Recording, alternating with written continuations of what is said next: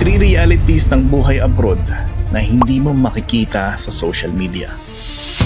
Hindi sa posts, hindi sa stories, at baka hindi mo to gustong marinig. Para sa ito. Number 1, hindi lahat ng OFW umaangat. Yung iba, surviving lang, gigising, magtatrabaho, magpapadala. Repeat. Walang ipon, walang pahinga. Just trying to get through another day.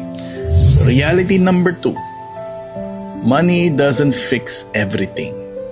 Yes, may dollar. May padala. Pero may mga bagay na hindi nito kayang bilhin. Yung presence mo, yung oras mo, yung pagkakataon na makasama sila. At kahit gaano kalaki ang kita mo, may kulang pa rin.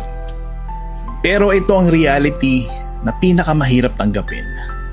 Number 3. Habang inaayos mo ang buhay nila, unti-unti, merong nawawala sa'yo. Miss birthdays, holidays, mga moments na hindi na pwedeng maulit. At bawat next time na sinasabi mo, dumadami ang pagkakataon